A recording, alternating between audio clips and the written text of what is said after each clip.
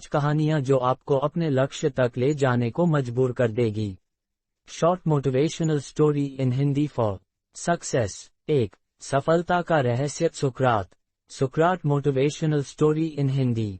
एक बार एक व्यक्ति ने महान फिलोसोफर सुकरात से पूछा कि सफलता का रहस्य क्या है, what is the secret of success. सुकरात ने उस इंसान को कहा कि वह कल सुबह नदी के पास मिले, वहीं पर उसे अपने प्रश्न का जवाब मिलेगा। जब दूसरे दिन सुबह वह व्यक्ति नदी के पास मिला तो सुकरात ने उसको नदी में उतरकर नदी गहराई की गहराई मापने के लिए कहा।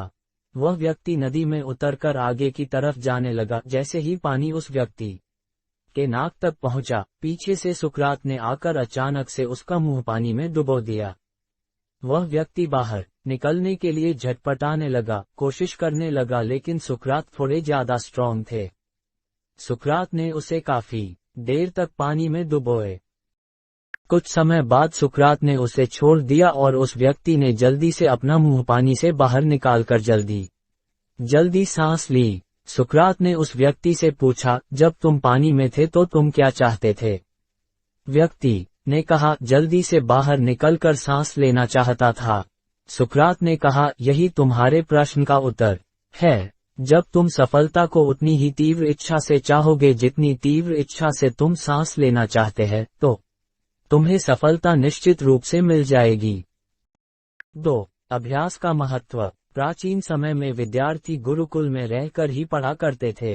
बच्चे को शिक्षा ग्रहण करने के लिए गुरुकुल में भेजा जाता था। बच्चे गुरुकुल में गुरु के सानिध्य में आश्रम की देखभाल किया करते थे और अध्ययन भी किया करते थे। वरदराज को भी सभी की तरह गुरुकुल भेज दिया गया। वहां आश्रम में अपने साथियों के साथ घुलने मिलने लगा, लेकिन वह पढ़ने में बहुत ही कमजोर था। गुरुजी की कोई भी बात उसके बहुत कम समझ में आती थी। इस कारण सभी के बीच वह उपहास का कारण बनता है।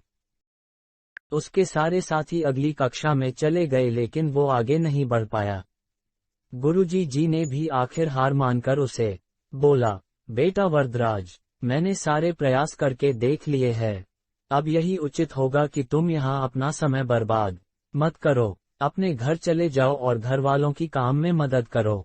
वरदराज ने भी सोचा कि शायद विद्या मेरी किस्मत में नहीं है और भारी मन से गुरुकुल से घर के लिए निकल गया। दोपहर का समय था। रास्ते में उसे प्यास लगने लगी। इधर उधर देखने पर उसने पाया कि थोड़ी दूर पर ही कुछ महिलाएं कुएं से पानी भर रही थी। वह कुएं के पास गया। वहां पत्थरों पर रस्सी के आने जाने से निशान बने हुए थे, तो उसने महिलाओं से पूछा, ये निशान आपने कैसे बनाए। तो एक महिला ने जवाब दिया, बेटे ये निशान हमने नहीं बनाए, ये तो पानी खींचते समय इस कोमल रस्सी के बार बार आने जाने से ठोस पत्थर पर भी ऐसे निशान बन गए हैं।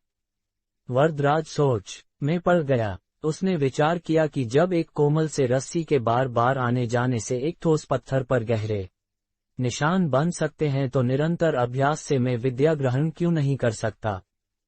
वह कुएं के पास गया। वहां पत्थरों पर रस्सी के आने जाने से निशान बने हुए थे, तो उसने महिलाओं से पूछा, ये निशान आपने कैसे बनाए। तो एक महिला ने जवाब दिया, बेटे ये निशान हमने नहीं बनाए, ये तो पानी खींचते समय इस कोमल रस्सी के बार बार आने जाने से ठोस पत्थर पर भी ऐसे निशान बन गए हैं। वरदराज सोच में पड़ गया। उसने विचार किया कि जब एक कोमल से रस्सी के बार बार आने जाने से एक ठोस पत्थर पर गहरे निशान बन सकते हैं, तो निरंतर अभ्यास से मैं विद्या ग्रहण क्यों नहीं कर सकता।